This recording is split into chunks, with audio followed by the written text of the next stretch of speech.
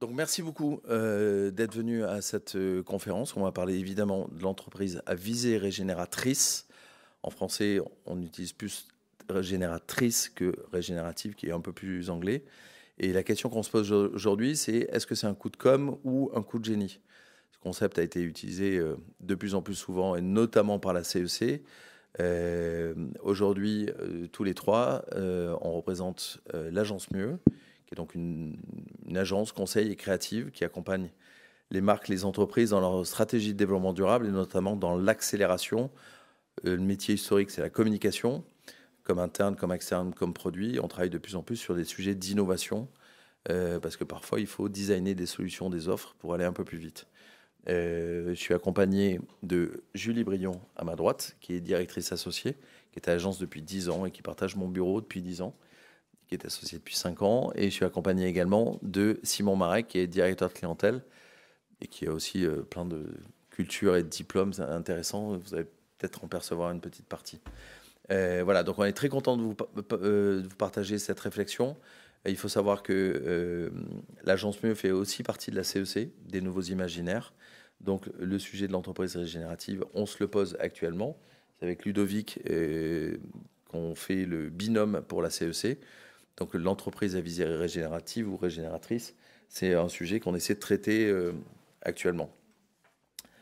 Donc pour commencer, on va faire un débat avec deux parties, avec une des deux personnes qui sont à côté de moi qui va vous présenter plutôt pour l'entreprise régénérative. Mais on va commencer par Simon sur contre l'entreprise régénérative. Non. Et il y avait ce slide qui a été sauté. Et en fait, ce principe de discussion, c'est vraiment pour creuser, essayer de comprendre jusqu'au bout quels sont les arguments de chacune des parties. Et suite à ce débat et cette confrontation d'idées, ça sera à vous de vous exprimer. Je me suis permis d'inviter en plus quelques personnes qui connaissent bien le sujet. Alors, je vois Agnès, mais je vois aussi Clément qui a travaillé sur pas mal de sujets d'indicateurs. Voilà, il y a des gens qui connaissent très très bien la RSE dans cette salle. Il y a plein de gens que je ne connais pas aussi, donc vous n'hésiterez pas à collaborer à cette réflexion. L'idée, c'est qu'en sortant, moi j'essaierai de faire une petite conclusion, mais qu'on sorte avec des idées assez précises sur est-ce que ma position reste complètement confirmée par rapport au vote qu'on vous a proposé au début. On va commencer le débat, et c'est Simon qui commence. Tout à fait. Merci Thomas. Je suis très content de commencer. Donc pour moi, l'entreprise régénérative, c'est le nouvel élément de langage du greenwashing. Donc en fait, c'est la nouvelle idée à la mode pour cette novlangue du greenwashing. Donc je l'appelle comme ça. On a eu l'entreprise durable, l'entreprise impact, l'entreprise contributive. On a aussi parlé de sobriété, mais c'est pas resté. Donc pour moi, en fait, l'entreprise régénérative, et je préfère le dire tout de suite, c'est ni sérieux ni réaliste. Donc c'est censé être un nouveau paradigme qui doit transformer l'économie et la rendre plus vertueuse, mais en fait, c'est jamais défini. Et d'ailleurs, c'est un peu le mot propre des notions et des mots valises du greenwashing. C'est flou et ça veut tout et rien dire. Donc pour des entreprises qui, en général, disent être les porte-paroles du pragmatisme et du réalisme, je trouve que là, pour le coup, c'est vide et c'est déconnecté. Au contraire, l'entreprise à visée régénérative est une véritable révolution, surtout dans ce contexte où le système économique repose sur un modèle extractiviste et donc destructeur. On n'est pas sans rappeler qu'on a atteint 6 limites planétaires et qu'on est sur le point de franchir la 7e limite avec l'acidification des océans. Et donc, il était urgent de réinventer un modèle économique qui projette vers un autre futur, non seulement pour arrêter de détruire l'environnement, mais aussi pour participer à sa régénération. Donc l'entreprise à visée régénérative propose cette radicalité dont le monde a absolument besoin, parce qu'en fait, elle propose de repenser l'entreprise comme un organisme vivant qui est capable de prélever des ressources, de les transformer, de les rejeter, d'être en interaction avec ces écosystèmes. Et donc, comme le vivant, elle va être elle aussi capable de les régénérer. très bien, mais je me permets de te demander où sont les preuves ? Puisque compte tenu de la gravité en fait, de la situation, aujourd'hui, seuls les résultats et les preuves comptent. Donc une entreprise, d'ailleurs, elle doit être capable de fournir ses preuves, elle doit pouvoir mesurer ses résultats. Tout doit être mesurable et quantifiable. Et j'insiste là-dessus parce que c'est la seule condition pour que ce soit crédible, en fait. Si on ne peut pas mesurer ou rendre compte des résultats, comment est-ce qu'on peut s'assurer qu'une entreprise fait ce qu'elle dit ? Donc, il faut des preuves, il faut des éléments concrets. Sinon, on va toujours demeurer au niveau, en fait, de la communication et de l'intention. Et l'entreprise régénérative ne néglige pas les preuves et la data. La data, elle est bien sûr essentielle, mais ce qu'on dit seulement, c'est qu'elle n'est pas suffisante. En fait, les datas sont froides, elles ne transmettent pas de vision, elles ne transmettent pas de projet collectif. Et c'est bien ce qui manque aujourd'hui à l'entreprise durable ou à la stratégie RSE qu'on applique rigoureusement. Donc c'est comme si nous, on se présentait avec une accumulation de chiffres, mon poids, ma taille, mon salaire, le nombre de kilomètres que je parcours en course, etc. En fait, tous ces chiffres, ils disent pas grand-chose sur moi, sur qui je suis, sur mon projet de vie et encore moins sur mon utilité sociale. Donc ça manque évidemment de sens, de direction et surtout de participer à quelque chose qui est plus grand que soi-même. Donc, en fait, là, tu dis que tu défends une vision, mais moi, en fait, j'ai l'impression que tu défends pas une vision, mais que tu défends une religion. Donc, on a un peu le sentiment que l'entreprise régénérative, c'est justement un nouveau mot d'ordre pour cette religion de la croissance verte qui existe depuis un moment déjà. Parce que quand on y pense, et si on revient à la définition, la régénération, ce n'est pas une simple réparation, c'est une restauration des propriétés initiales d'un organisme. En fait, c'est une renaissance, c'est un renouvellement.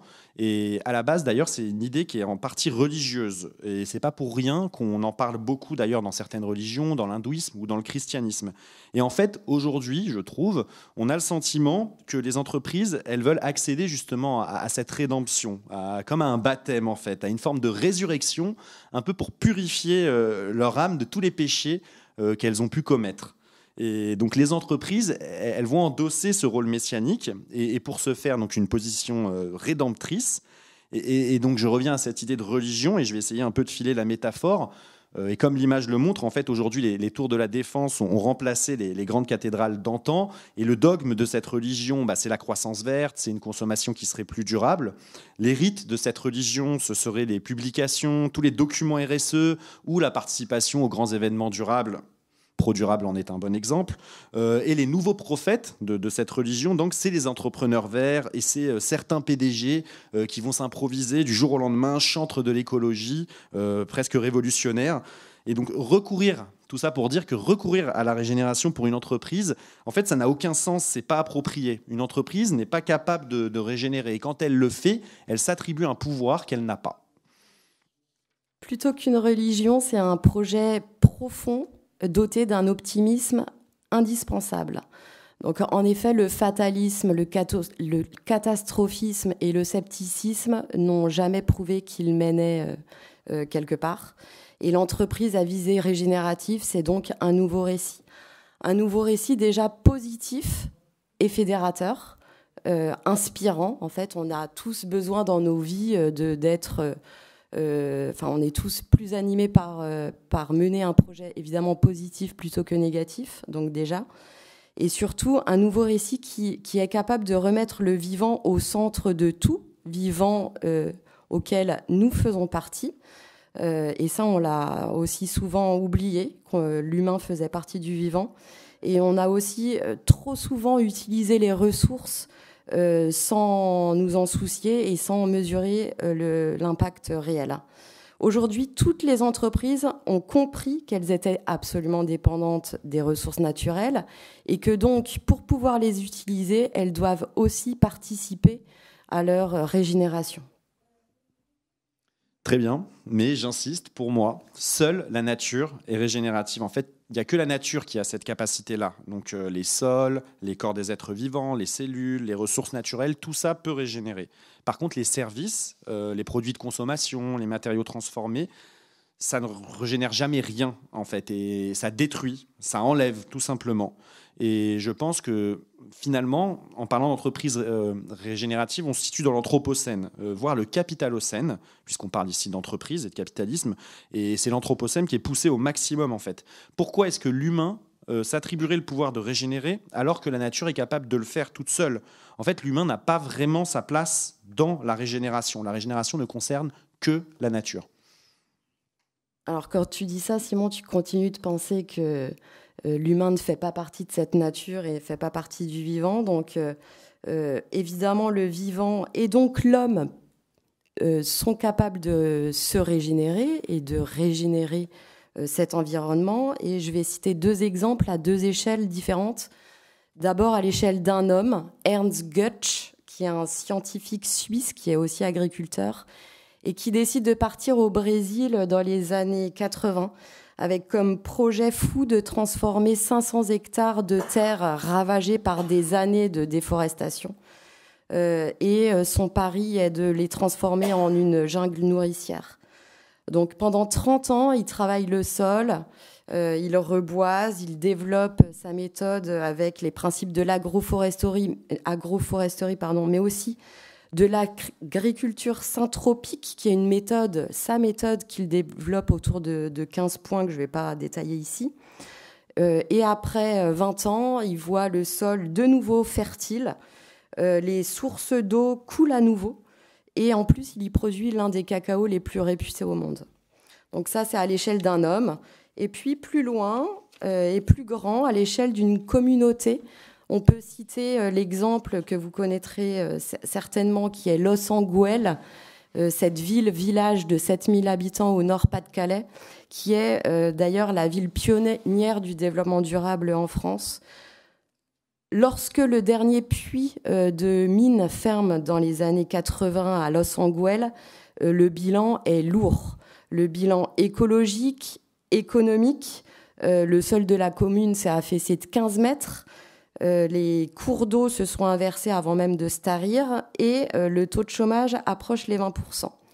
Bref, la situation est catastrophique et donc le maire de l'époque, Marcel Caron, suivi de son fils Jean-François, se saisissent de cette opportunité pour réinventer complètement la ville. D'ailleurs, en 2014, l'ADEME reconnaît le projet de Los Anguel comme le démonstrateur national de la conduite du changement de la ville durable.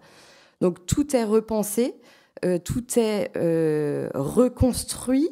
Los Anguel s'est engagé avec tous ses habitants à reconstruire cette ville nouvelle par cette approche systémique qui mêle en permanence le pilier économique, le pilier social et bien sûr le pilier environnemental.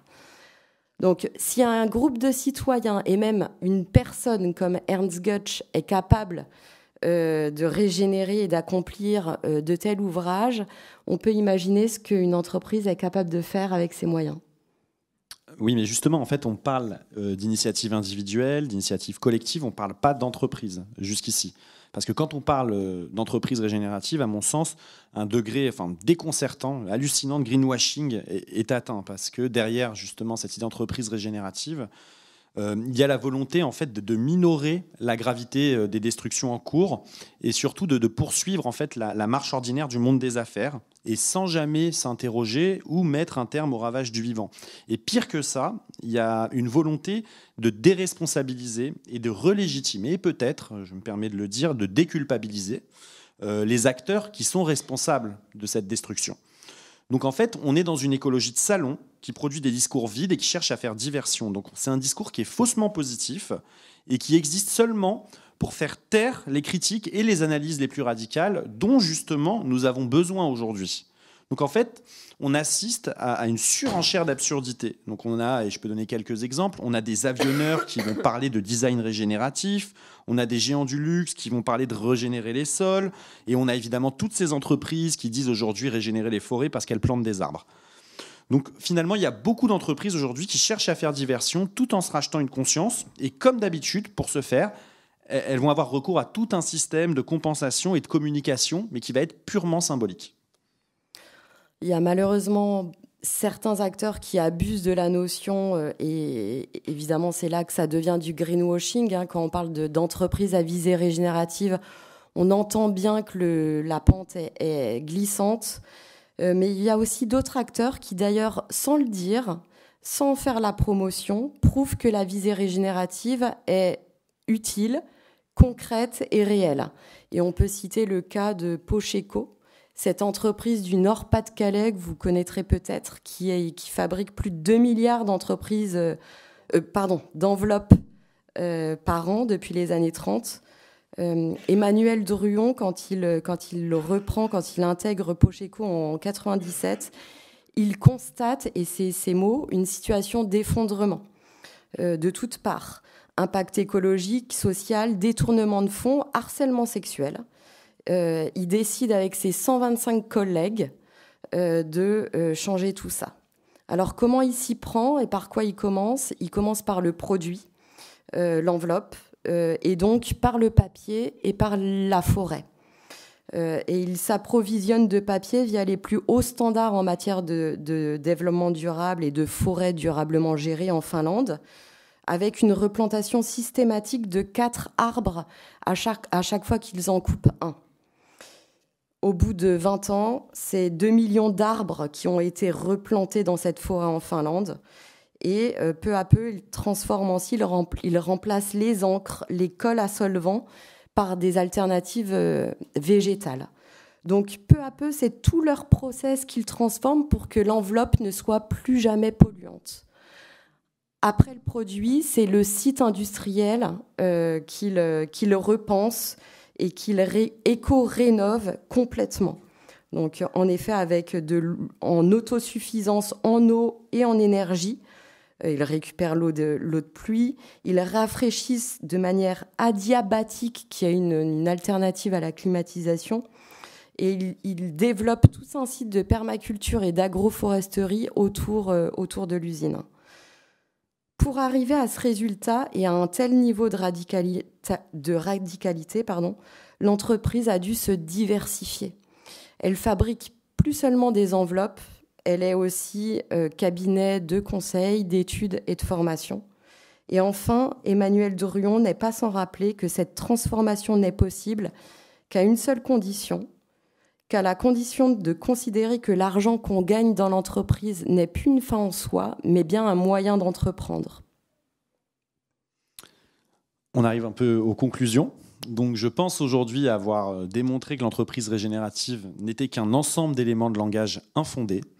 Et je finirai sur l'idée suivante, qui est importante, c'est que l'entreprise régénérative ne permettra jamais de dépasser la contradiction qui existe aujourd'hui entre l'écologie et l'économie extractiviste, entre l'amour du vivant et le besoin de produire encore et toujours plus.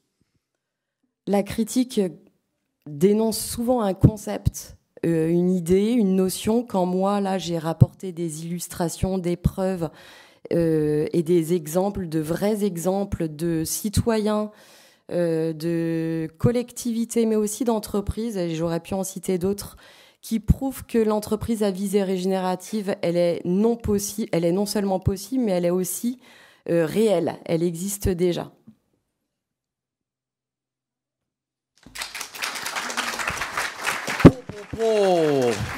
Alors là, il y avait du lourd, il y avait un petit peu d'agressivité, et c'est normal que dans le débat, il y ait un peu d'agressivité, mais il y avait des arguments quand même qui étaient super forts.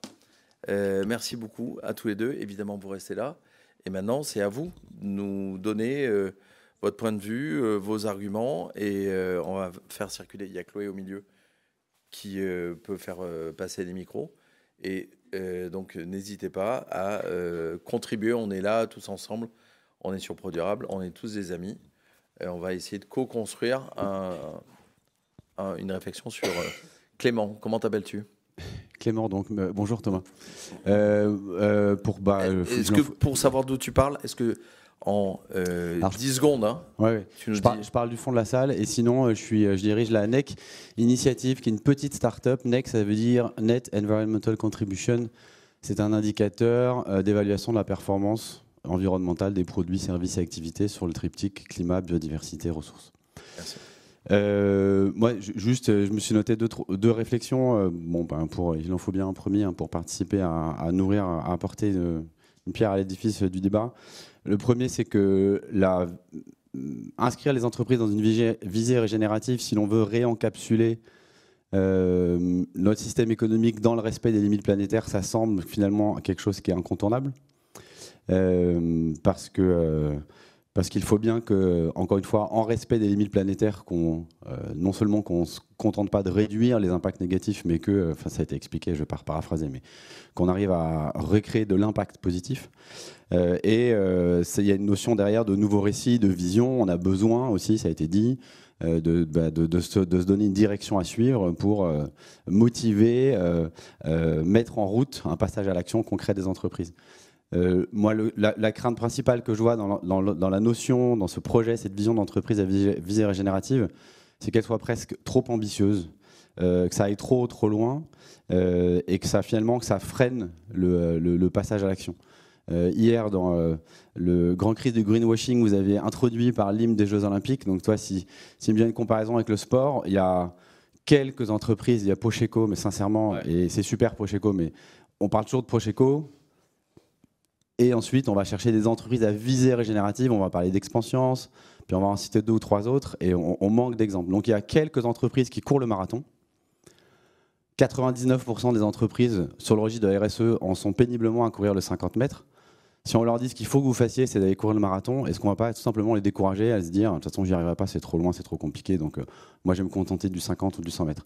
Est-ce qu'il ne faut pas aussi accepter qu'en dehors de ProDurable, le commun des mortels des entreprises, ils n'en sont pas du tout à se poser la question de régénératif ou pas. Ils se disent, je veux d'abord être compliant d'un point de vue réglementaire, réduire mes impacts négatifs, ça sera bien, et le régénératif, c'est trop loin pour eux. Moi, j'ai peur du gap trop important qui puisse décourager le passage à l'action. Voilà. Super, merci beaucoup. Vous avez continué évidemment à contribuer. Il y a Agnès ici qui demande la parole. Ce que vient de dire Clément, c'est un vrai sujet, un vrai débat qu'on a en ce moment dans la communauté RSE.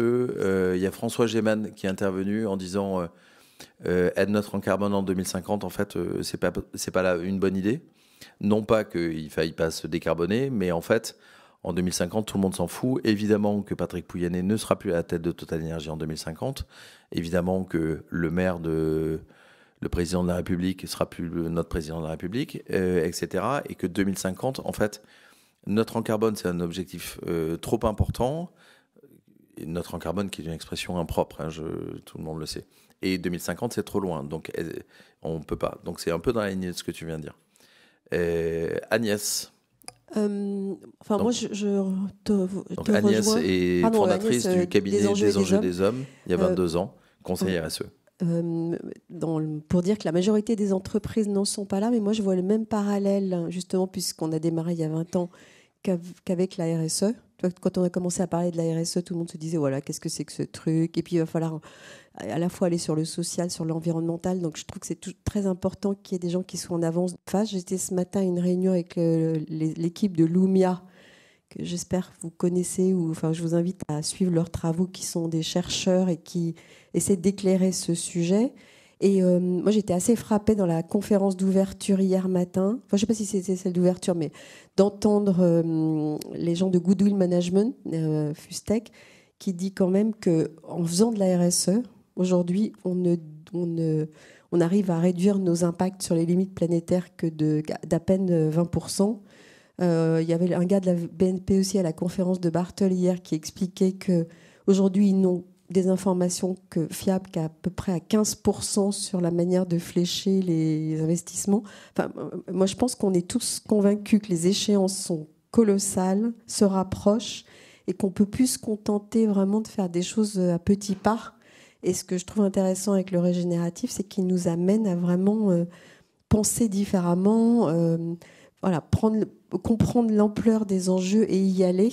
Parce que si on perd du temps à faire des actions qui sont trop faibles, on ne va jamais arriver à contribuer à la hauteur de ce que les entreprises peuvent arriver à faire. Et je terminerai juste là-dessus. Il y a une étude de Price auprès de 1000 CEO chaque année qui démontre que plus de la moitié d'entre eux aujourd'hui se disent que leur business sera mort dans 10 ans. Donc notre devoir, c'est aussi d'accompagner les entreprises pour leur montrer qu'il faut aujourd'hui vraiment prendre conscience des vulnérabilités. Julie, tu disais tout à l'heure, les entreprises sont plutôt conscientes de... Moi, je ne suis pas sûre du tout. Attends, le micro a bugué. On a l'impression que tu avais pris un shot d'hélium. Bah ouais. Bonjour, je m'appelle... Non, mais tu disais tout à l'heure, les entreprises sont assez conscientes de leur vulnérabilité et tout. Moi, je ne crois pas du tout. Je crois qu'il y a énormément de chefs d'entreprise qui n'ont pas les idées très claires sur leur complexité d'approvisionnement à terme, etc. Donc, moi, c'est ça que je trouve très intéressant dans le régénératif. Même si la marche est haute à monter, elle l'est pour tout le monde. Nous aussi, côté consulting, on a suivi la CEC. Tu pourrais peut-être expliquer ce qu'est la CEC, d'ailleurs, parce que je ne suis pas sûre que tout le monde connaisse. Voilà. Et donc, il faut y aller, il faut s'emparer de ces modèles-là, quoi. Merci Agnès. Il y a plein de gens qui réagissent, c'est super cool. J'en profite avant que tu prennes la parole. Et donc toujours le prénom et la boîte ou en tout cas le projet. Petite parenthèse, la CEC, donc la Convention des entreprises pour le climat, c'est inspiré de la CCC qu'avait fait Macron avec des citoyens. Donc on forme les gens et sur 6 modules de 2 jours, on va leur demander avec une courbe du changement parce que les 2 premiers jours en fait tu chiales. Et petit à petit, tu apprends et tu trouves des solutions, etc. Même des gens qui bossent depuis 15 ans sur les sujets RSE. Moi, j'ai rencontré des hydrologues, des gens passionnants qui m'ont bien mis les poils, comme on dit. Et donc, petit à petit, on travaille sur une feuille de route à visée régénérative pour que chaque entreprise qui a travaillé sur cette CEC puisse avoir sa feuille de route. 2000 entreprises ont commencé ou fini la CEC. Donc c'est quelque chose de massif. Au départ, c'était un truc un peu généraliste, CEC national, avec plein d'entreprises de tous les secteurs qui l'ont fait. Et petit à petit, ça a été régional. Donc par exemple, en Nouvelle-Aquitaine, il y a une deuxième version. En Nord-Pas-de-Calais aussi. Toulouse, toujours pas. S'il y a des Toulousains et des Montpelliérains, Occitanie, ça n'a pas été lancé. Il faut se dépêcher, les amis. Et après, il y a eu des CEC thématiques. Et donc Agnès avait lancé la première, celle du consulting, avec Bain, donc il y avait des cabinets natifs, mais aussi des cabinets généralistes, CEC Finance, Agri-Agro, et donc nous on est dans la CEC des nouveaux imaginaires, donc avec que des gens qui produisent du contenu, de la culture, des histoires, Netflix, TF1, M6, My Little Paris, c'est les agences de pub. Voilà. Et donc on va travailler sur notre feuille de route à visée régénérative, comme ça tout le monde connaît la CEC. Mademoiselle. Bonjour, je m'appelle Marine, je suis coach, on peut mettre beaucoup de choses là-dedans. En fait, le point commun que je vois dans toutes ces histoires, c'est qu'il y a eu à un moment donné un leader. C'était un maire, c'était un citoyen, c'était un chef d'entreprise. Donc ça part toujours, on parle beaucoup d'entreprise et de système et de feuilles de route, etc. Mais j'ai l'impression que ça part toujours d'un homme avec une vision ou un collectif avec une vision, mais il y a toujours un leader derrière. Comment est-ce qu'on construit ou qu'on permet beaucoup plus de gens là, comme ça Ouais, c'est ça ma question. Il faut les chercher partout. Un homme ou une femme, évidemment. Parce que mais il y a une transformation. Nous, on voit bien, il y a une prise de quand une femme devient DG de la boîte, le sujet RSE, il remonte sur le haut de la pile et est de plus en plus important. Donc, c'est petite parenthèse.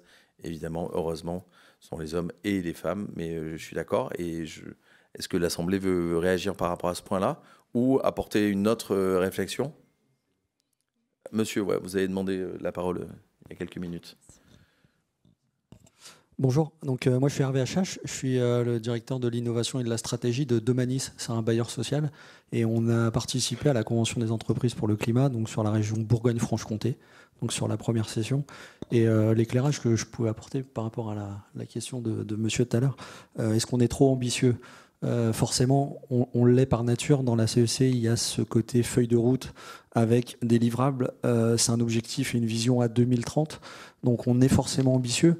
Après, quand vous prenez conscience de ce qu'Arthur Keller décrit dans ses approches un peu systémiques, de dire que dans un monde en effondrement, il n'y a pas de part de marché, que si on laisse ces limites planétaires se dégrader encore et encore, il n'y aura plus de toute façon de débouchés économiques pour n'importe laquelle des entreprises. On arrive assez facilement à donner du sens à nos stratégies.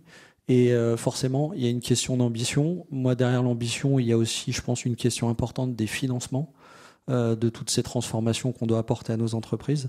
Parce que si on prend l'exemple d'entreprises qui sont extrêmement engagées comme Mustela, qui va aujourd'hui accepter de ne plus vendre de lingettes, ça veut dire qu'ils font une croix sur 20 à 30% de leur chiffre d'affaires.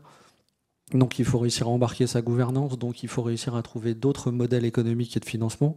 Mais si on estime que c'est la bonne direction et que cette ambition, elle peut être soutenue, on a la possibilité de le faire et c'est un formidable levier pour embarquer toutes ces parties prenantes qui sont des composantes essentielles de la RSE, que ce soit en interne ou en externe. Merci beaucoup. Mustela qui était dans la première, on a parlé tout à l'heure d'Expansions comme entreprise régénérative, c'est la même. Et Mustela précise toujours, 22% du chiffre d'affaires de Mustela France, ce sont les lingettes, ils y renoncent en 2027, c'est 4% du chiffre d'affaires mondial de Expansions.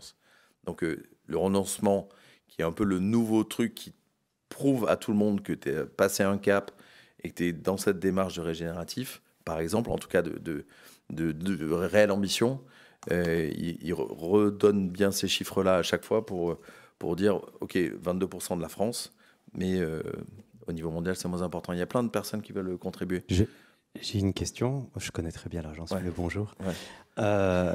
Comme dans tout débat, on a d'un côté quelqu'un qui a un plan, une vision. On peut aller dans une direction qui donne, on va dire, un cap, un élan aux choses. Et quelqu'un en face, entre guillemets, joue le jeu du débat, qui casse tous les arguments les uns après les autres. Donc on a très bien compris, c'est Simon, je crois. Ouais, c'est ça. À quoi tu ne crois pas, mais du coup, quelle est ta proposition, en quoi tu crois? Donc on a d'un côté Julie qui nous propose un nouveau récit qu'on pourra améliorer, on va dire, dans le temps. Mais quelle est ton alternative à toi pour savoir si finalement on a plus envie de suivre Julie ou toi? Voilà. Clairement, déjà, la salle n'était pas acquise à ma cause quand j'ai vu les chiffres en venant. Mais oui, ma posture aujourd'hui, c'est de critiquer en fait un chemin erroné. Et ça peut être dangereux en fait. Donc au-delà, moi, de proposer quelque chose, je suis aussi là pour dire que ce chemin-là peut mener à encore plus de destruction, à encore plus de problèmes. Ben, Là, je n'en propose pas. Ouais, mais après, l'alternative, c'est la RSE petit pas. En fait, on se rappelle tous du jour où Nicolas Hulot a démissionné, qui a dit moi, j'en ai marre des petits pas et c'est pas la solution. Voilà, il y a des gens qui sont dans la radicalité. C'est un mot que Julie a utilisé 2 fois dans son intervention. Remember, et je crois que tu étais là en plus, il y a 2 ans, notre conférence qui était peut-on encore ne pas être radical aujourd'hui, voilà, où on parlait justement de renoncement. Donc voilà, c'est la question de toute façon qu'on se pose tous les jours depuis qu'on a décidé de bosser dans la RSE.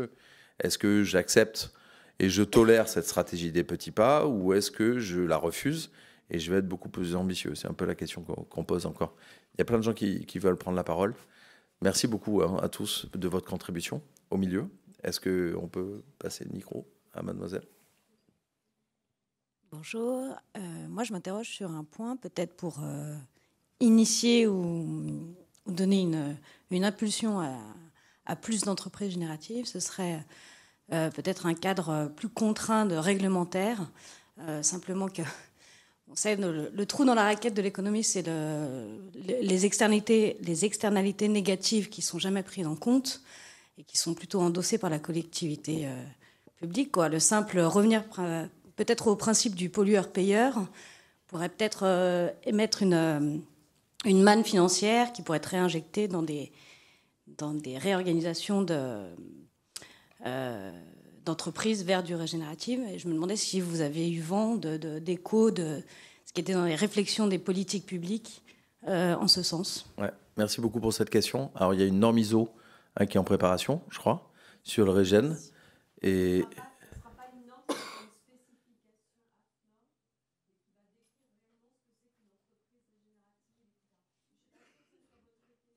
Non, et après, on entend clairement de plus en plus souvent dans les médias et un peu partout que globalement, plus tu es climaticide, plus tu fais du pognon et plus tu as des gros dividendes. Donc voilà, on sait bien qu'aujourd'hui, tous ceux qui utilisent et qui vont chercher des matières premières gratuites, que ce soit fossiles ou de l'eau ou à peu près tout ce qu'on veut, de l'aluminium, enfin de la bauxite, etc. Tout ça, c'est gratos et ça permet, parce que j'ai quelque chose de gratuit, ensuite de gagner beaucoup d'argent parce que j'utilise des matières premières qui sont nécessaires au jeu de la société et que j'ai pas payé. Donc globalement, plus je suis climaticide, plus j'ai de la chance de gagner de l'argent. En rebond de ce que tu dis, moi je trouve que le jour où la taxe carbone existe vraiment, et qu'on la paye le bon prix, moi je me souviens que j'avais entendu Fabrice Bonifay dire que c'était tout le bénéfice du groupe Bouygues qui disparaissait. Comme ça calme un peu. Quoi. Et il y a une boîte qui s'appelle Axilia, je crois, qui score toutes les entreprises, notamment du CAC 40, et qui montre que, je vais mal le dire, mais que si elles payaient vraiment le carbone au bon prix, elles sortiraient quasiment toutes du classement du CAC. Voilà. Allez voir ces travaux AXYLIA, c'est passionnant. C'est un travail qui a déjà quelques années et qui est fait sur le CAC et le SBF 120. Et globalement, quelle est la valeur de l'entreprise? Mais on peut faire ça au niveau mondial. Hein. Quelle est la valeur de l'entreprise si on met une taxe carbone? Et évidemment, tout se casse la gueule. Et évidemment, des BNP Paribas ou des Total Energy s'effondrent et sont en grave déficit. Voilà, et donc un des sujets du Régène, c'est peut-être comment à partir, et c'est intéressant, on ne pensait pas que ce débat allait glisser vers de la comptabilité à triple capital, ESG, etc. Mais en fait, on a besoin de métriques, et c'est d'ailleurs intéressant que ce soit Clément qui soit intervenu au départ, parce que lui, il travaille vraiment sur ces chiffres très précis, mais on voit bien qu'en fait, on a besoin de comptabilité, et peut-être que la définition de l'entreprise régénérative, c'est une entreprise à qui on mettrait une taxe carbone et qui serait encore taxe carbone et qui paierait ses ressources. Autre débat, hier, il y a maintenant une émission qui s'appelle Planète Livre, où il y a 4 bouquins, 2 animatrices et tout. Et il y avait France Go, qui a écrit un livre qui s'appelle La nature au travail. Et donc, comment faire intégrer le capital biodive, naturel. Est-ce qu'une rivière ne devrait pas être actionnaire? Est-ce que la Seine ne devrait pas être actionnaire d'une certaine partie des vedettes, les fameuses vedettes? Maintenant, c'est aussi une des entreprises Regen parce qu'ils ont rétrofité en rajoutant 11 tonnes de batteries et les péniches. Hein, pendant la cérémonie des JO, il y a eu des péniches électriques. Voilà. Donc, il y a peut-être une réflexion comme ça. Moi, il y a une réflexion que j'ai entendue pendant ce salon sur l'entreprise régénérative que je trouvais hyper simple et qui est vachement bien. C'est une entreprise qui est dans le donut et qui amène d'autres entreprises dans le donut. Voilà. C'est-à-dire, je réponds aux limites et je réponds au plafond, enfin au plancher social, et j'amène du monde avec moi. Et alors, est-ce que c'est 10% de mes clients et de mes fournisseurs tous les ans que je ramène dans ce donut? Ça dépend évidemment de tous les secteurs, etc. Une agence de com qui bosse avec que des grandes boîtes, je ne suis pas sûr qu'on puisse amener nos clients dans le donut tout de suite. Mais peut-être qu'une grande entreprise qui veut être régénérative peut amener plus facilement plus d'entreprises. Il y avait d'autres prises de parole ici. Et après, je veux absolument cette dame, parce que comme elle était entre les deux chaises, il faut vite qu'elle s'assoie d'un côté ou de l'autre. Oui, bonjour, Mathilde Huot de Pure, anciennement Pure Projet. Donc, moi, j'ai trouvé le sujet très intéressant et très pertinent avec votre conférence d'hier sur comment, à partir de crises de communication type greenwashing, l'innovation peut naître.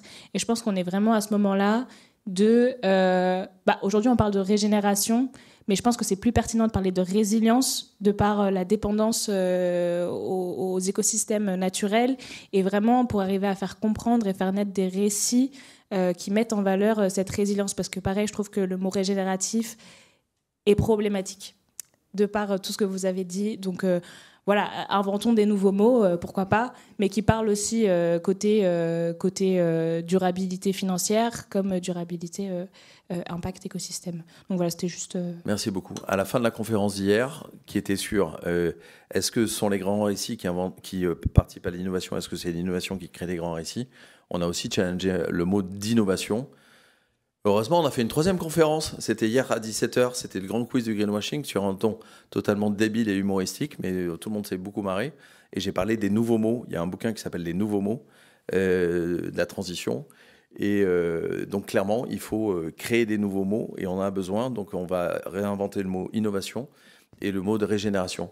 Encore une dernière question où, en fait, vous posez vos deux questions. On essaie de réagir. Vous voulez réagir toujours ou pas? Oui. Ouais. Donc moi, alors, vous restez à gauche ou vous passez à droite? Alors, je vais me présenter pour dire que je ne me positionnerai toujours pas. Je suis Karine Gingros, je travaille à la métropole nantaise et je m'occupe de la plateforme RSE de la métropole nantaise depuis quasiment 10 ans, même 15 ans. Avec ce qu'on vient de se dire, finalement, je vais faire très vite parce que voilà, pour laisser la place aux autres. Peut-être dire que j'ai bien aimé l'intervention tout des débuts parce qu'effectivement, je rejoignais au départ. C'est pour ça que j'étais un peu plus là. Mais si mon DGA m'entendait, on rentre dans la CEC Ouest dans quelques jours.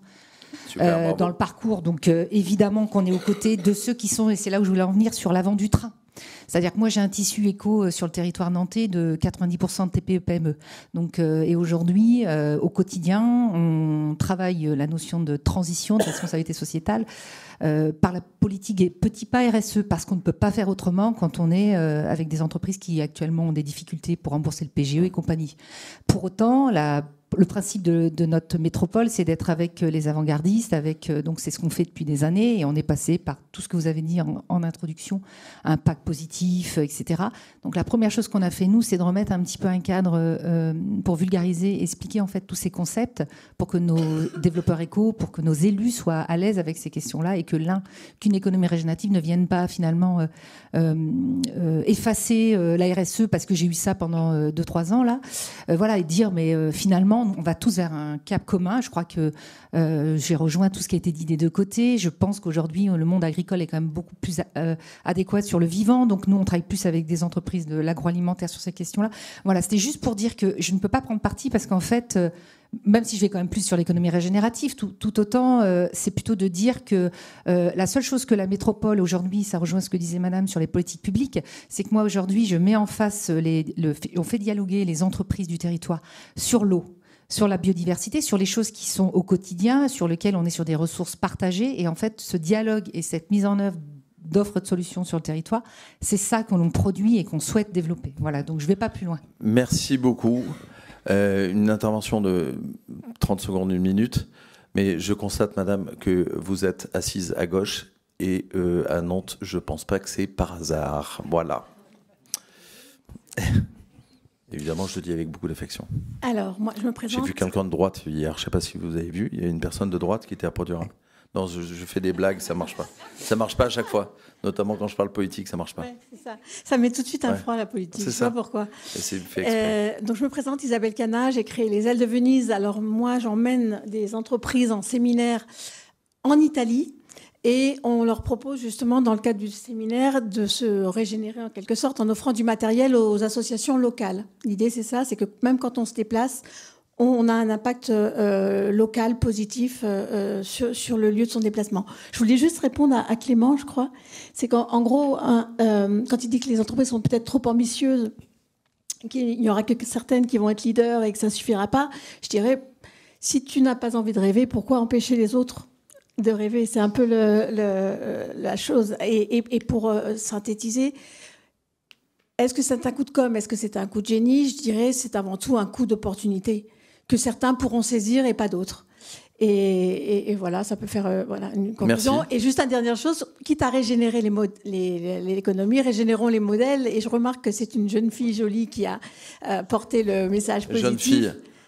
Vous savez, ça fait 10 ans qu'on bosse ensemble. Oui, c'est la première fois qu'elle prend la parole. Non, mais en fait, elle fait très très jeune. Elle a commencé à 10 ans, c'est ça? Non, elle fait très jeune. Voilà. Mais et c'est la première fois que je la pousse à prendre la parole sur Pro Durable. Donc en fait, le véritable exploit de ce salon, c'est pas les 17 000 visiteurs, c'est Julie qui a pris la parole, je vous le dis. Bon, en tout cas. Voilà. Moi, pour conclure, en fait, je vais vous apporter juste mon regard. Il y a des chercheurs en psychologie sociale à Maastricht qui ont sorti une étude que je trouve très intéressante, qu'on appelle l'asymétrie dans l'anticipation.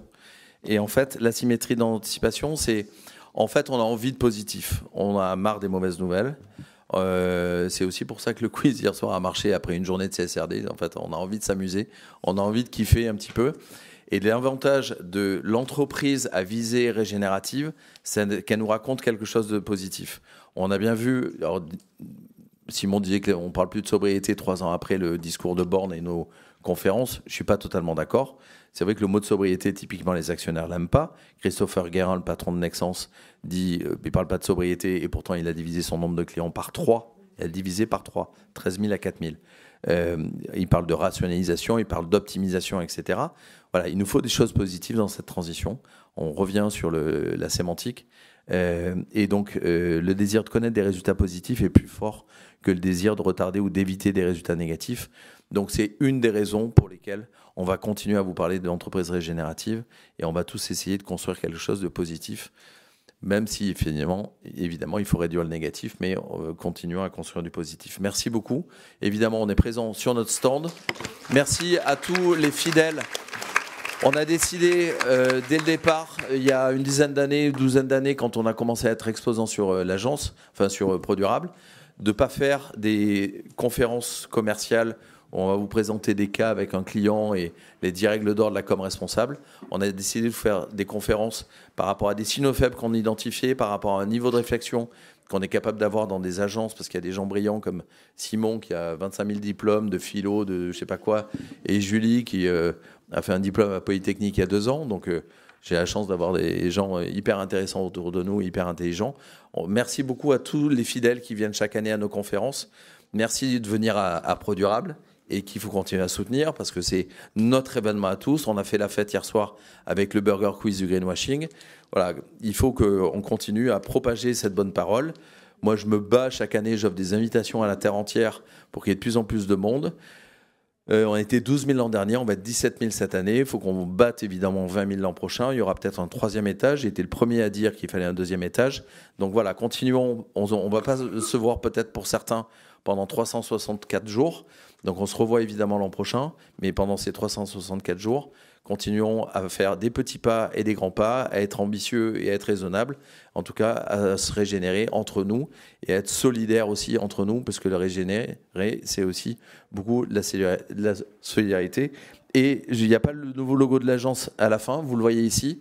Le logo de l'agence a changé hier ou avant-hier. Il y a un cœur. C'est parce que l'avenir de la communication, c'est de passer d'une société de biens à une société de liens. Hein, c'est de nouvelles histoires qu'on va raconter, c'est de l'amour plus que de la propriété. Donc vous avez le droit de ne pas être sobre dans l'amour. Merci beaucoup, très bonne journée.